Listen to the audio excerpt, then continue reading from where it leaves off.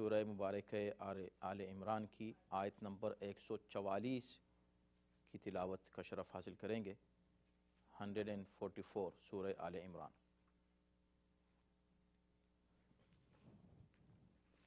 اعوذ باللہ من الشیطان الرجیم، بسم اللہ الرحمن الرحیم۔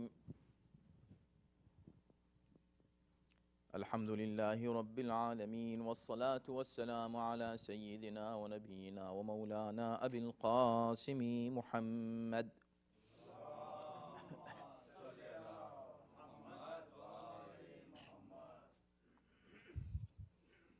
وآلہ الطیبین الطاہرین المعصومین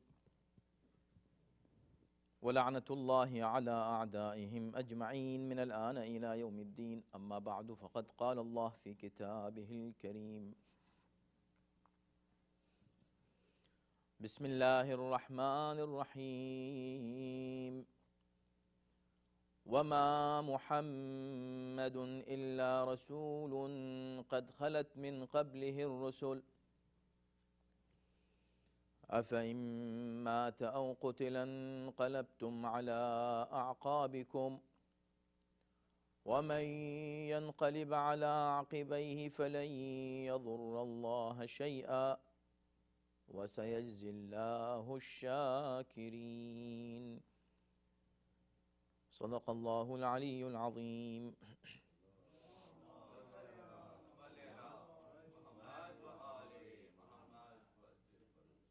ارشاد ہو رہا ہے کہ اور محمد اللہ کے رسول ہیں اور اس کے سوا کچھ نہیں۔ ان سے پہلے بھی رسول گزر چکے ہیں، تو کیا وہ اگر مر جائیں یا قتل کر دیے جائیں تو تم الٹے پاؤں پلٹ جاؤ گے؟ اور جو پلٹ جائے تو وہ اللہ کا کچھ نہیں بگاڑے گا بلکہ اپنا ہی نقصان کرے گا، اور اللہ بہت جلد شکر گزاروں کو جزا دینے والا ہے۔ ظاہر ہے کہ یہ آیے کریمہ انہی آیات کا تسلسل ہے جس میں واقع احد کا تذکرہ کیا جا رہا ہے، اور جس میں اشارہ کیا گیا کہ کس انداز سے احد کی جنگ میں مسلمانوں کو شکست ہوئی، اور اس کے بعد ظاہر ہے کہ اللہ نے اس شکست کو امیر المومنین حضرت علی علیہ السلام کی برکت سے اور چند مخلص صحابہ کی جانثاری کی بدولت بعد میں فتح سے بدلا، لیکن بنیادی طور پر شروع میں مسلمانوں کو احد میں شکست ہوئی۔ تو اس واقعے کی جانب اشارہ ہے کہ جو حالات پیدا ہوئے اور جس انداز سے شکست کا ماحول پیدا ہوا، اس سے پہلے تفصیل سے اس کا تذکرہ کیا جا چکا ہے کہ پیغمبر اسلام نے کس انداز سے ہر ایک کو اپنے اپنے مقام پر معین کیا تھا، اور یہ تاکید کی تھی کہ کوئی شخص اپنی جگہ سے نہ ہلے، مخصوصاً ان 50 تیر اندازوں کو جنہیں اس ایک خاص مقام پر جو درہ تھا وہاں معین کیا گیا تھا کہ تاکہ وہاں وہ رہیں اور حفاظت کرتے رہیں۔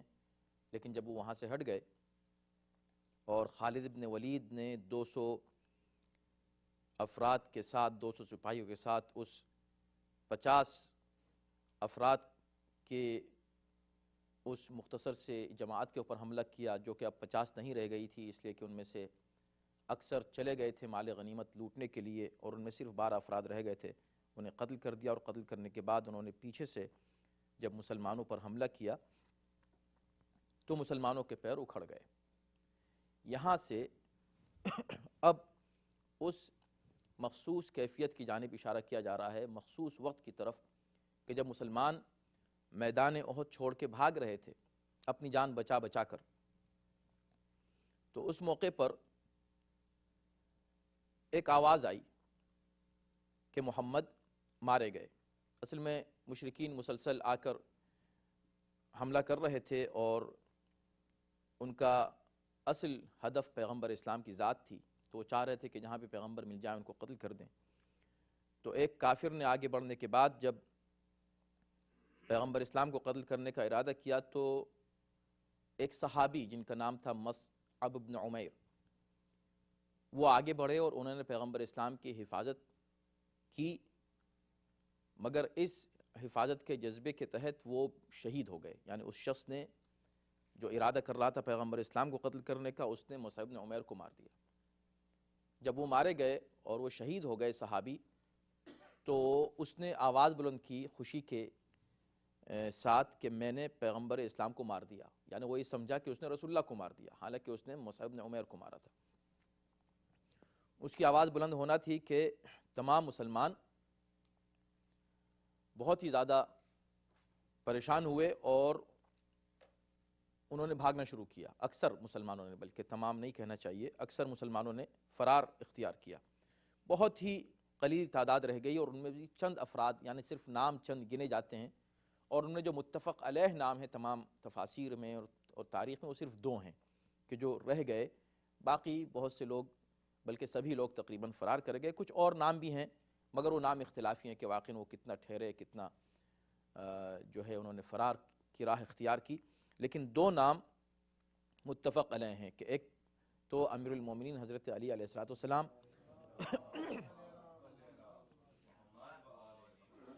جو جانثاری کا بہترین مظاہرہ کرتے ہوئے ثابت قدم رہے، اور دوسرے جناب ابو دجانہ، یہ بھی ایک صحابی تھے، بہت ہی بہادر اور شجاع صحابی. یہ بھی پیغمبر اسلام کے ہی قریب رہے اور کوئی زخم جب تک ان کی ہمت رہی پیغمبر اسلام تک نہیں آنے دیا. لیکن اسی دوران ایک شخص نے ایک پتھر اٹھایا اور پیغمبر اسلام کو اس پتھر سے نشانہ بنایا، جس سے آپ کے دندان مبارک شہید ہوئے اور آپ کا چہرہ اقدس زخمی ہوا، خون بہنے لگا. یہ تمام کیفیات ہوئیں. اس بیچ میں بعض روایت میں یہ بھی ہے کہ وہ جو آواز بلند ہوئی قد قتل محمد، وہ اصل میں ابلیس کی آواز تھی. اس کو بہت سے مفسرین نے لکھا ہے کہ وہ آواز شیطان نے بلند کی تھی کہ محمد صلی اللہ علیہ وسلم قتل کر دیے گئے. اس آواز کے بلند ہونے کا اثر یہ ہوا کہ مسلمانوں کے پیر اکھڑ گئے اور انہوں نے میدان چھوڑ دیا. اب صرف 2 افراد رہ گئے ہیں پیغمبر کے آس پاس، صرف 2 افراد ہیں. ایک حضرت علی ہیں، ایک ابو دجانہ ہیں. حضرت علی کی تلوار لڑتے لڑتے ٹوٹ گئی، تو یہ بھی مفسرین اس پر متفق ہیں کہ اس موقع پر پیغمبر اسلام نے اپنی تلوار حضرت علی کو دے دی. اس تلوار کا نام تھا ذوالفقار. تمام مشرکین، اور اتنی بڑی تعداد مشرکین کی ایک طرف اور پیغمبر اسلام درمیان میں، اور صرف 2 افراد ان کی حمایت کر رہے ہیں.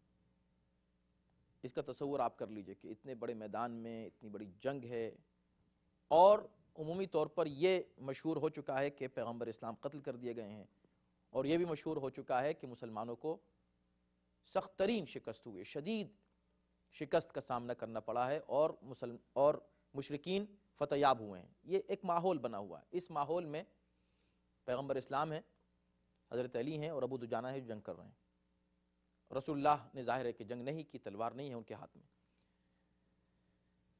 اس وقت ایک روایت یہ ہے کہ رسول اللہ نے آسمان کی طرف ہاتھ اٹھایا اور کہا پروردگار تیرا وعدہ ہے کہ تو فتح کرامت فرمائے گا. ظاہری اعتبار سے شکست ہوئی ہے، لیکن اب صرف یہ ایک علی ہے اور یہی میرا جانشین ہے اور یہی اسلام کا مستقبل ہے. اے پروردگار صرف یہ ایک رہ گیا ہے اور تیرا وعدہ ہے کہ تو مدد فرمائے گا. تم یا اللہ اس موقع پر تو ہماری مدد فرما. تو اس وقت 4000 فرشتوں کے ذریعے سے اللہ نے مدد فرمائی. ان میں پیش جبرائیل تھے جو ظاہر ہوئے، اور جب سامنے آئے تو وہ ایک کرسی پر بیٹھے ہوئے پیغمبر کو نظر آئے. جو فرما رہے تھے کہ اللہ نے آپ کی مدد فرمائی ہے اور مدد ہوگی، اور علی ہی کے ذریعے سے اللہ آپ کو فتح کرامت فرمائے گا اس میدان میں، یہ کہہ رہے تھے۔ اور ان کی زبان پر وہ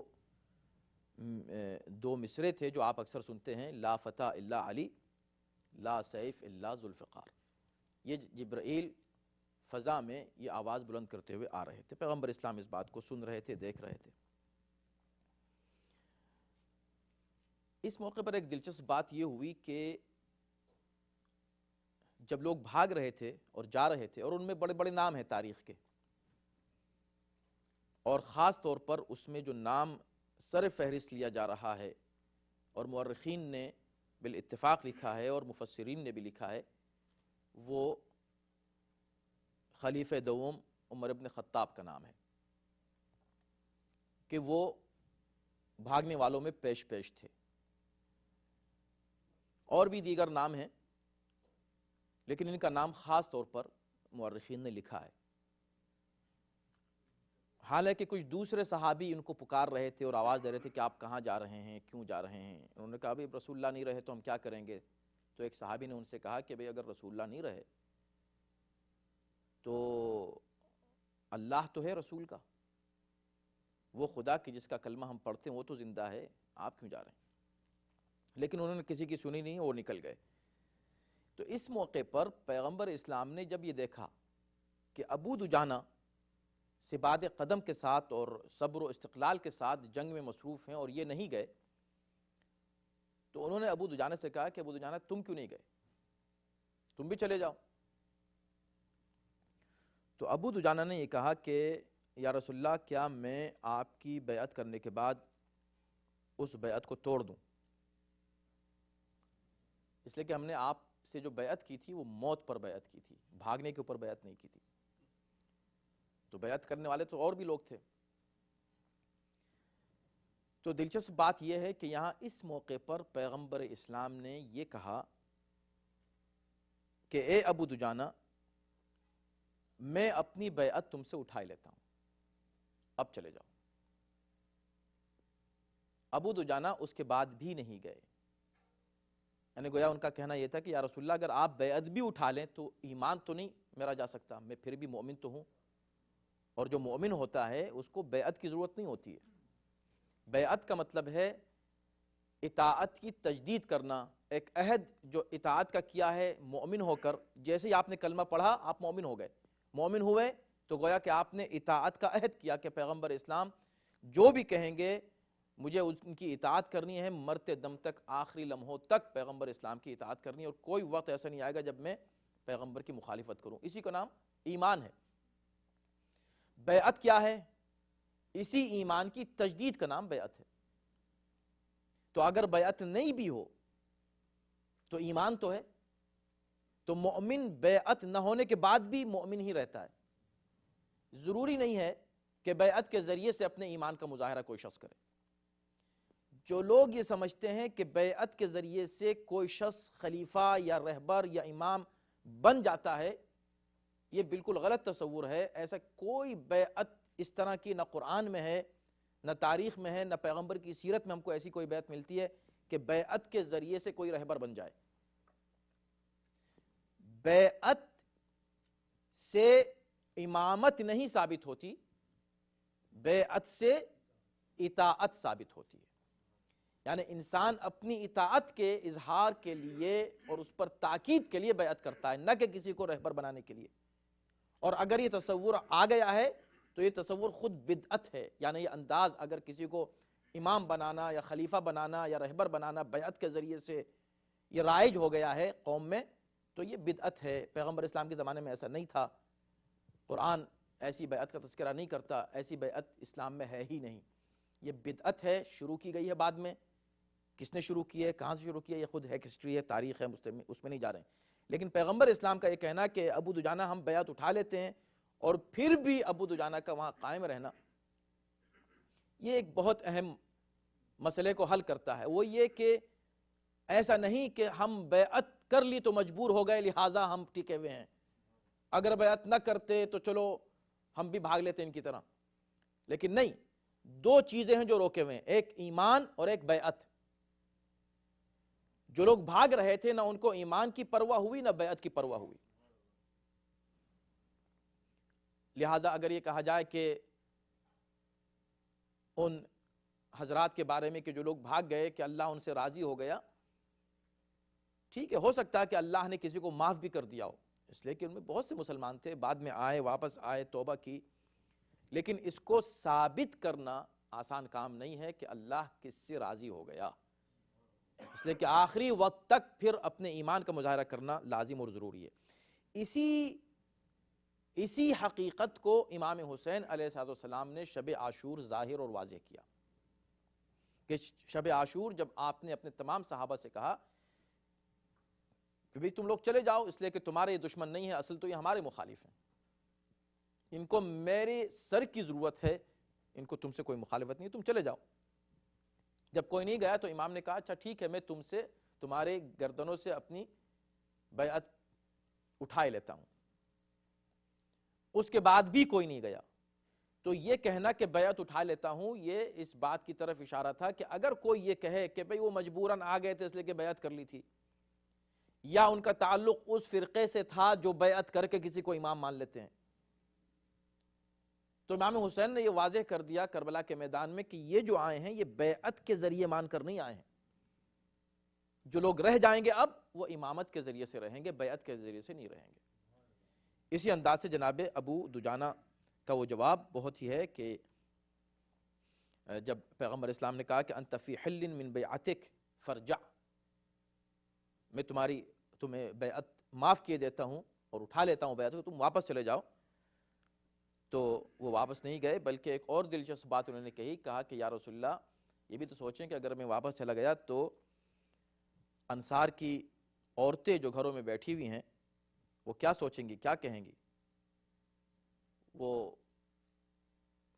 یہ نہیں کہیں گی کہ بھئی بھاگ کر آ گئے، تو کم سے کم اس بات کا خیال تو کیا انہوں نے کہ عورتیں ہنسیں گی، عورتیں مذاق اڑائیں گی، لہٰذا اس بات کا خیال کرو کہ بھاگو نہیں. یعنی بہت سے ریزنز تھے جناب ابو دجانہ کے نہ جانے کے، لیکن تعجب ہے ان لوگوں کے لیے کہ جو چھوڑ کر پیغمبر اسلام کو چلے گئے. یہ ایک حقیقت اور واقعہ تھا. اس کو ہی بیان کرنے کے لیے قرآن نے یہ آیت نازل کی. یہ آیت، اس شان نزول آیت کا تمام مفسرین نے یہی لکھا ہے. مگر کس انداز سے بیان کیا قرآن نے اس کو؟ وما محمد الا رسول، دیکھو محمد کچھ نہیں مگر صرف ایک رسول. یعنی پیغمبر اسلام کے لیے یہ تاکیداً کہنا کہ محمد صرف رسول ہیں. اس موقع پر سرزنش کرنی تھی اور تنبیہ ان مسلمانوں کو جو پیغمبر اسلام کو رسول بھی سمجھ رہے تھے، اور یہ سن کر اگر یہ بات صحیح بھی تھی، کسی نے کہی تھی کہ رسول جو ہے قد قتل محمد، قتل کر دیا گیا رسول اللہ، تو رسول اللہ قتل کرنے جو ہے کر دیے گئے، اس خبر کو سن کر جانے کا کیا مسئلہ تھا؟ تم کو معلوم نہیں کہ محمد کچھ نہیں سوائے رسول کے؟ تو جب وہ رسول ہیں، اگر تم کو یقین ہے کہ وہ رسول ہیں تو پھر تم بھاگ کر کیوں جا رہے ہو؟ اس لیے کہ تم کو رسول لے کر آئے تھے. اگر رسول اس دنیا سے چلے گئے تو رسالت تو نہیں گئی نا، رسالت تو باقی ہے. تو محمد کچھ نہیں ہے علاوہ اس کے رسول کے. اگر تم ان کے ساتھ اس لیے آئے تھے نا، کتنی باریک بات ہے. ایک بات اور ہے اس میں، اس پہ توجہ کیجئے گا.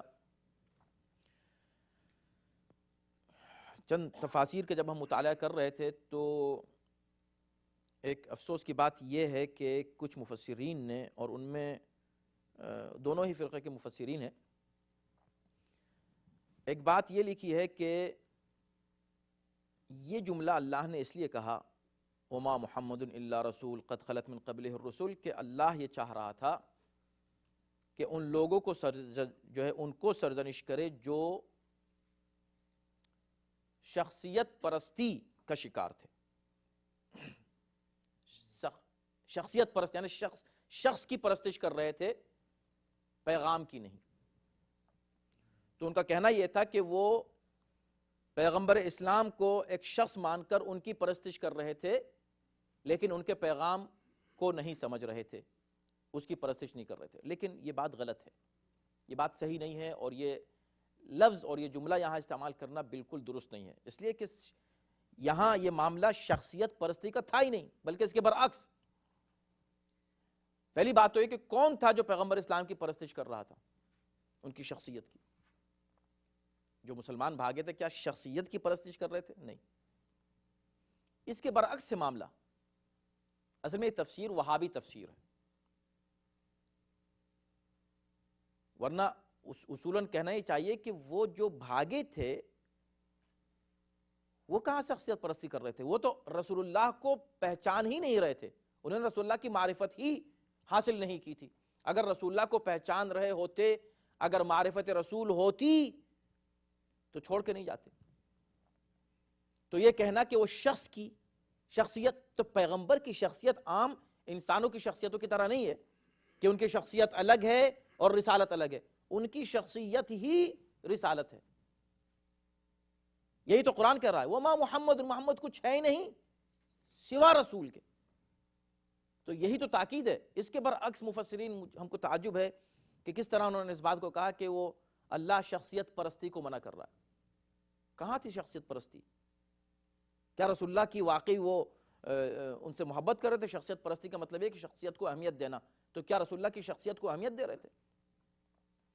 یہی تو نہیں ہو رہا تھا، اسی لیے تو بھاگ رہے تھے، اور اسی لیے قرآن کہہ رہا ہے کہ وہ کچھ نہیں علاوہ رسول کے۔ مسئلہ شخصیت پرستی کا نہیں تھا، بلکہ مسئلہ یہ تھا کہ پیغمبر اسلام کی شخصیت کی معرفت نہیں رکھتے تھے وہ لوگ جو میدان چھوڑ کے جا رہے تھے، اور خدا کو کہنا پڑ رہا تھا کہ بھئی یہ رسول ہیں، ہر صورت میں رسول ہیں، زندہ ہوں تو رسول ہیں، مر گئے تو رسول ہیں، بیٹھے ہیں تو رسول ہیں، تم کو بلا رہے ہیں تو رسول ہیں، ہر کیفیت میں رسول ہیں۔ ان کی رسالت کبھی بھی ان کی شخصیت سے جدا نہیں ہوتی۔ تو اگر وہ پہچان رہے ہوتے نبی کی شخصیت کو، اور واقعی نبی کو، چلے محمد ہی کو پہچان رہے ہوتے، سمجھتے کہ ہم ان کی وجہ سے آئے ہیں، تو پھر ان کی وجہ سے رک جاتے۔ تو شخصیت پرستی ہی اصل میں نہیں تھی وہاں، اور بلکہ یہ لفظ استعمال کرنا ہی بالکل مناسب نہیں ہے اس جگہ۔ اور تعجب یہ ہے کہ کچھ بڑے مفسرین نے اس کو فریقین کے لکھا ہے اور اس پر زور دیا ہے کہ ہاں یہاں پر شخصیت پرستی کو منع کیا گیا ہے کہ بھی تم شخص کو مت دیکھو بلکہ اس کے پیغام کو دیکھو۔ یہ رسول اللہ کے اوپر اپلائی نہیں ہوتا۔ رسول اللہ کو پہلے شخص کو دیکھو، ان کی شخصیت ہی خود شریعت ہے، یعنی پیغمبر اسلام کی ذات ہی شریعت ہے۔ اسلام کیا ہے؟ اسلام کس چیز کا نام ہے؟ الگ سے کوئی چیز نہیں ہے اسلام۔ انہوں نے جو کیا، انہوں نے جو کہا، انہوں نے جس کوئی چیز کو اپروو کیا، ان کے زبان سے نکلا ہوئے الفاظ، ان کے ایکشن، اور ان سے مربوط ہر وہ شے جس کو آپ سیرت کہہ سکتے ہیں، وہی اصل میں شریعت ہے۔ پیغمبر اسلام خود شریعت ہے، پیغمبر اسلام خود اسلام ہے، اور یہی زور دیا جا رہا ہے کہ وہ کچھ نہیں ہے، ان کو کچھ اور مت سمجھنا، وہ بس رسول ہیں، صرف رسول ہیں۔ تو اور لفظ بھی اللہ نے کیا استعمال، وما محمدن، یہ نہیں کہا کہ میرا نبی صرف رسول ہے، وما محمد نام لیا، یہاں پر نام پر تاکید کی، اور نام بھی وہ نام ہے کہ جس کو اللہ نے خود اپنے نام سے مشتق فرمایا ہے۔ اور ضمناً ایک بات یہ عرض کر دی جائے، ایک روایت ہے، بہت سی روایات ہیں لفظ اس اسم مبارک کے تعلق سے، اور وہ یہ ہے کہ ایک تو یہ کہ اللہ نے اس نام کو اپنے نام سے مشتق فرمایا ہے، جس طرح پنجتن پاک کے نام اپنے اسماء حسنہ سے اللہ نے منتخب فرمائے ہیں اور مشتق فرمائے ہیں، اسی طرح پیغمبر اسلام کا نام۔ امام علی رضا علیہ السلام سے ایک روایت ہے کہ اگر تم اپنے بچے کا نام محمد رکھو، اور اس نام کے رکھنے کے تعلق سے بھی بہت سی روایات ہیں، تو اس کا احترام کرو، اور جس کا نام محمد ہو اگر وہ مجلس میں نشست میں کہیں آئے تو اس کو اچھی جگہ دو بیٹھنے کی، اور اس سے گفتگو کرو تو چہرے پر ناگواری کے آثار تمہارے نہیں آنے چاہیے، یعنی احترام اس نام کا ضروری ہے۔ اور پھر فرمایا کہ اگر کوئی بھی ایک جماعت، کوئی قوم مشورہ کر رہی ہے، مشورے میں اگر محمد یا احمد نامی کوئی شخص شامل ہو جائے تو اللہ اس مشورے میں خیر و برکت عنایت فرماتا ہے اور فیصلہ جو ہے انشاءاللہ صحیح ہوگا اس کا، اس جماعت کا اور اس قوم کا۔ اور فرمایا کہ جس دسترخوان پر اس نام کا کوئی شخص بیٹھ جائے تو اس جگہ کو اور اس مقام کو اللہ روزانہ 2 بار مقدس اور مبارک قرار دیتا ہے۔ کفار آپ کے اس اسم مبارک سے بھی حسد کرتے تھے، جلتے تھے، اس لیے کہ بہت ہی پیارا نام ہے اور بالکل سامنے کا نام ہے، اور یہ اللہ کی طرف سے انتظام تھا، یعنی محمد وہ جس کی تعریف کی جائے۔ تو یہ لفظ تو بہت ہی عام طور پر یوز ہوتا تھا لیکن کسی کا نام نہیں تھا، حالانکہ نام ہو سکتا تھا بہت آسانی سے۔ یہ اچھا سا ایک پیارا سا میننگ فل نام ہر قوم رکھتی ہے اپنے یہاں، لیکن یہ نام ان کی نظر سے چھوٹا ہوا تھا۔ یہ چاروں نام محمد، علی، حسن، حسین، یہ چاروں نام بالکل عام گفتگو میں استعمال ہوتے ہیں، اور یہ الفاظ عام طور پر استعمال ہوتے ہیں۔ جس کی تعریف کی جائے، جو بہت بلند ہے، جو اچھا ہے، حسن اور حسینی دونوں، تو یہ الفاظ استعمال ہوتے ہیں اور اچھائی میں استعمال ہوتے ہیں، مگر یہ اللہ کا نظام تھا اور معجزہ الہی ہے کہ یہ نام عربوں کی نظروں سے چھوٹ گئے اور کسی نے یہ نام نہیں رکھے چاروں۔ ایسا نہیں کہ بہت کمپلیکیٹڈ نام ہے۔ تو وہ مزمم کہہ کے پکارتے تھے۔ مزمم یعنی اس کا بالکل برعکس جو لفظ ہے جس کی بہت مذمت کی جائے، اور یہ کہہ کے سب و شتم کرتے تھے، توہین کرتے تھے، اہانت کرتے تھے، برے الفاظ استعمال کرتے تھے کہ مزمم ایسا ہے، مزمم ایسا ہے۔ تو رسول اللہ مسکرا کے فرماتے تھے کہ دیکھو اللہ نے میری کس طرح حفاظت کی ہے، دشمنوں سے میرے نام تک کی حفاظت کی ہے، کہ یہ برا کہہ رہے ہیں مزمم کو اور میں محمد ہوں۔ تو اللہ نے کہا کہ محمد خود عظیم ہیں، یعنی نام خود عظیم ہے، اگر تم ان کو رسالت سے الگ بھی سمجھ رہے ہو تو یہ خود عظیم ہے، لیکن ایسا نہیں ہے، محمد کچھ بھی نہیں ہے۔ یعنی کہہ سکتے تھے کہ محمد رسول اللہ جیسے ایک اور آیت میں کہا، لیکن نہیں، یہاں یہ استعمال وما محمد کچھ نہیں ہے سوائے رسول کے، بس رسول ہیں، صرف رسول ہیں۔ قد خلت من قبلہ الرسل، اب جب صرف رسول ہیں تو اس آیت میں بہت بڑی آیت ہے اور اب وقت تمام ہو رہا ہے اور ابھی اس آیت پر کچھ گفتگو ہو بھی نہیں سکی ہے، لیکن ہم جلدی آج ہی تمام کرنا چاہتے ہیں اس آیت کے تعلق سے۔ صرف رسول ہیں اور ان سے پہلے بھی کچھ رسول گزر چکے ہیں۔ یعنی مثال یہ دینی ہے کہ جس طرح اس سے پہلے رسول گزرے ہیں وہ بھی رسول تھے، اور ان کی رسالت کے بعد، ان کے مرنے کے بعد ان کی رسالت ختم نہیں ہوئی۔ یہ تم نے آواز سن لی کہ وہ مر گئے تو تم چلے جا رہے ہو کہ اب ہم جی کے کیا کریں گے، کہ اب ہم جو ہے مر کے کیا کریں گے، ہم کیوں مریں ان کے لیے، یہ سوچ رہے ہو۔ ہونا چاہیے تھا کہ تم یہ سوچو کہ ہم جی کے کیا کریں گے، اگر وہ نہیں رہے تو ہم کو جی کے کیا کرنا ہے، اس لیے کہ وہ رسول ہیں۔ تو اس سے پہلے بھی رسول گزرے ہیں تو وہ گزر گئے، لیکن ان کی رسالت تو باقی ہے۔ قد خلت من قبلہ الرسل، مگر جب یہاں رسالت کا ذکر کیا تو اب ذکر ہو رہا ہے امت کا، رسول اور امت، نبی اور امت، قائد اور امت۔ أَفَإِن مَاتَ أَوْ قُتِلَ انقلبتم عَلَىٰ أَعْقَابِكُمْ، اچھا چلو وہ مر گئے، تم نے سنا کہ مر گئے۔ جب پیغمبر اسلام نے پوچھا لوگوں سے، واپس آئے، کئی لوگ تو 3 دن کے بعد واپس آئے، اور پیغمبر نے پوچھا لقد ذهبتم طویلا، بڑے لمبے نکل گئے تھے، کہاں چلے گئے تھے؟ کہا بھئی ہم نے ایسا سنا کہ آپ مارے گئے۔ تو قرآن یہ کہہ رہا ہے کہ بھئی اگر تم نے سن لیا کہ وہ قتل ہو گئے تو تم چھوڑ کے چلے گئے۔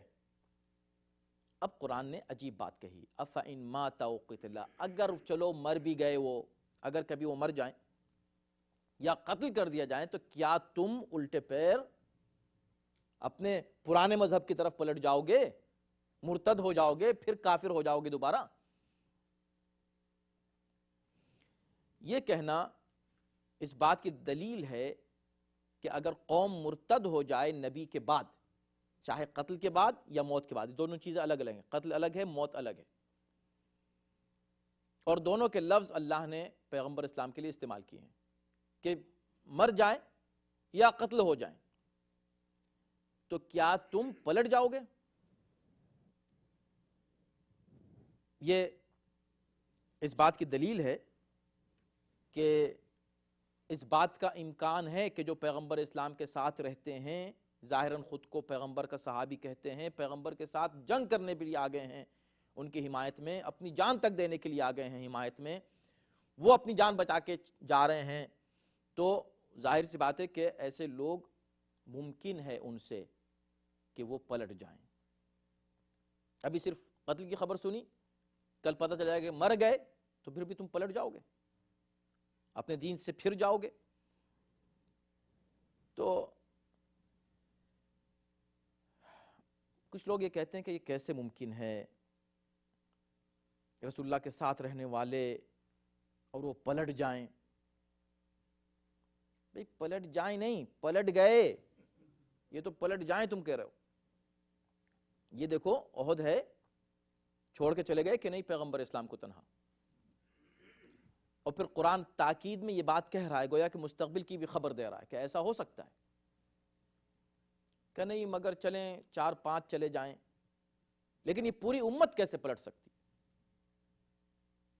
پیغمبر اسلام کے بعد امت کیسے پلٹ سکتی ہے؟ پیغمبر اسلام کی تعلیمات کو کیسے چھوڑ سکتی ہے؟ اگر نبی کسی کو معین کر کے گئے تھے تو یہ کیسے ممکن ہے کہ پوری امت اس پیغام کو بھول جائے؟ یہ اتنی نادانی کا سوال ہے، یہ سوال صرف وہ کر سکتا ہے جس کی نظر قرآن پر نہیں ہے، یا قرآن جو پڑھتا نہیں ہے، وہ یہ سوال کر سکتا ہے کہ اگر رسول اللہ حضرت علی کو معین کر کے گئے تھے تو اتنی بڑی امت، جان دینے والے لوگ، حضور کے اتنے چاہنے والے صحابی، یہ سب چھوڑ دیں گے اس پیغام کو، سب حضرت علی کو چھوڑ دیں گے، رسول اللہ کو بھول جائیں گے، پلٹ جائیں گے، چند کے علاوہ، چند گنتی کے چند کے علاوہ سب پلٹ جائیں گے؟ یہ کیسے ممکن ہے؟ یہ چیز ممکن نہیں ہے۔ یہ کوئی دلیل ہے؟ یہ کوئی عقلی دلیل ہے؟ کوئی فکری دلیل ہے؟ یہ کوئی لاجیکل دلیل ہے کہ نہیں ہو سکتا، کہ قوم نہیں پلٹ سکتی؟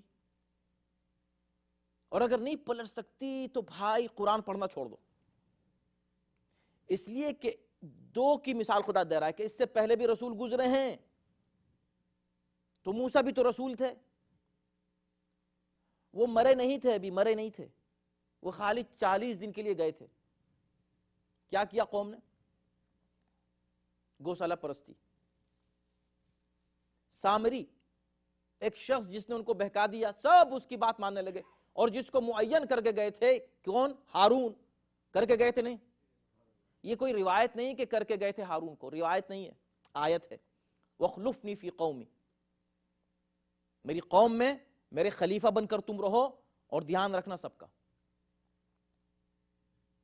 کس نے جناب ہارون کی سنی؟ جناب ہارون چیختے رہے، چلاتے رہے، یا قوم انما فتنتم بہ، اے میری قوم کے لوگو، تمہارا اللہ امتحان لے رہا ہے، مت اس کی پوجا کرو، انما ربکم الرحمن، تمہارا رب رحمان ہے، اللہ ہے، یہ نہیں ہے۔ سامری کی مت سنو۔ کون سن رہا تھا؟ بتاؤ نا، کہ کیوں، کیا ہوا؟ یہ پوری قوم، یہ پوری قوم، اور آپ کہیں گے نہیں وہ تو برے لوگ تھے، برے لوگ تھے؟ یہ وہ لوگ تھے کہ جن کو اللہ نے اتنی نعمتیں دیں، اتنی فضیلتیں دیں، یہاں تک کہہ دیا کہ یا بنی اسرائیل اذکروا نعمتی التی انعمت علیکم وانی فضلتکم علی العالمین، جس قوم کو عالمین پر اللہ نے فضیلت دی، اس قوم کا یہ حال ہے۔ اس نے یہ کیا، اس نے یہ کیا۔ آپ کو تو نہیں کہا اللہ نے کہ تم کو فضیلت دی عالمین پر۔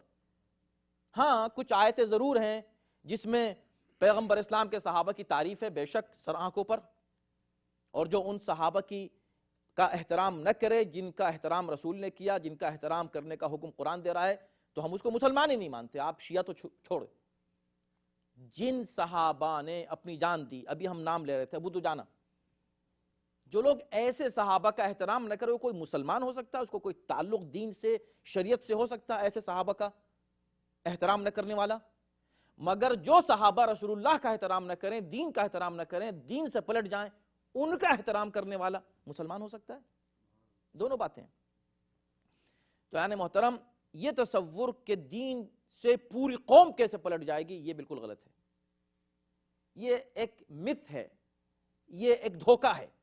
انسان اپنے آپ کو دھوکہ دیتا ہے سوچ کر کہ ایسا نہیں ہو سکتا۔ آئے دن کے حالات میں ایسا ہوتا ہے، آئے دن سیاست میں سب چلتا ہے۔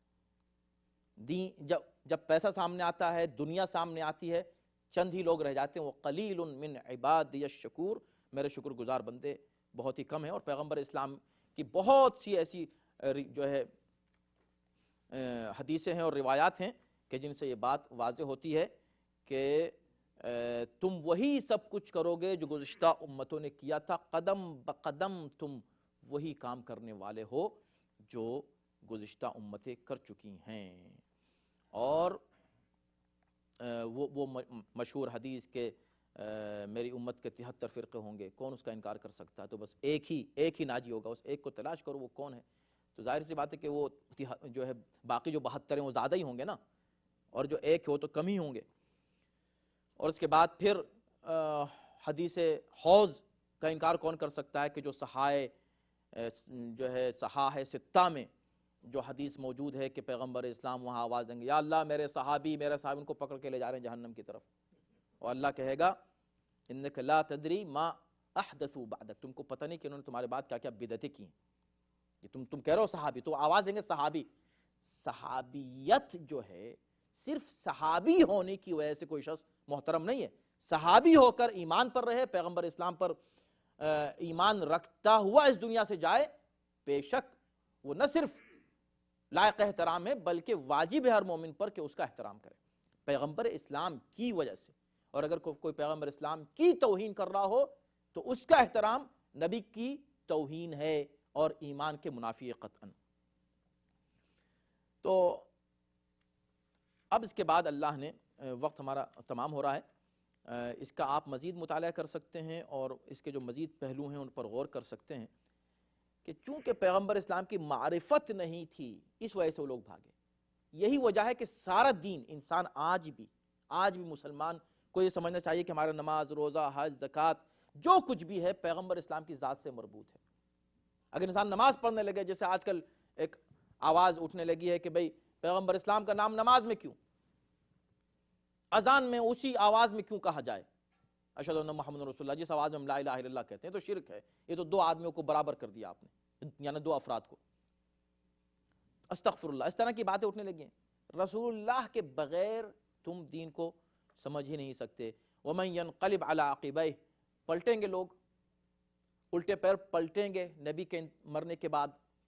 نبی کی قتل کی آواز سن کے پلٹ گئے تو مرنے کے بعد کیسے نہیں پلٹیں گے؟ پلٹیں گے، لیکن جو شخص پلٹے گا وَمَن يَنْقَلِبْ عَلَىٰ عَقِبَيْهِ فَلَن يَضُرَّ اللَّهَ شَيْئًا، الٹے پیر پلٹنے والے کبھی بھی اللہ کا کوئی نقصان نہیں کرتے۔ کیا مطلب؟ مطلب یہ ہے کہ تم کیا سمجھ رہے ہو، اگر تم پلٹ گئے تو پلٹ جاؤ۔ بھئی خدا تو صرف یہ چاہتا ہے کہ تم نیک رہو، تم ایمان پر قائم رہو، لیکن تم نہیں رہنا چاہتے تو اللہ کا کیا نقصان ہے؟ کس کا نقصان ہے؟ تمہارا خود نقصان ہے۔ وَسَيَجْزِي اللَّهُ الشَّاكِرِينَ، یہ ہے دلچسپ اختتام جہاں ہوتا ہے، بہت ہی دلچسپ ہے۔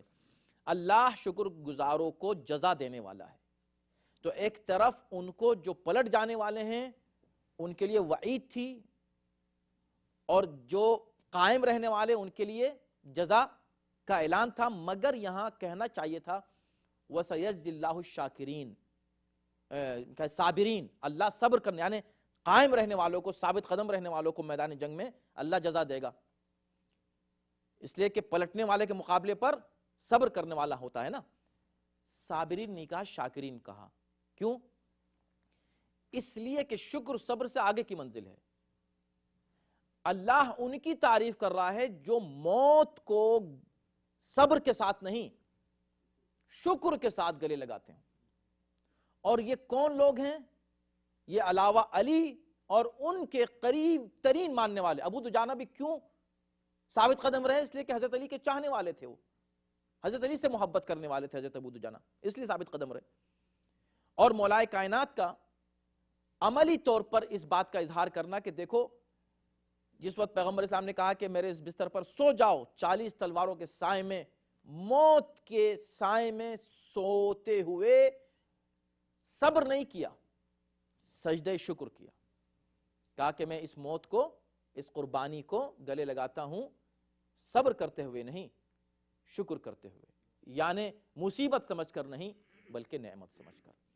پروردگار عالم ہم لوگوں کو پیغمبر اسلام کے سچے اور مخلص پیرووں میں شمار فرمائے، اور کبھی بھی عشق و محبت پیغمبر اسلام ہمارے دلوں سے جدا نہ ہو.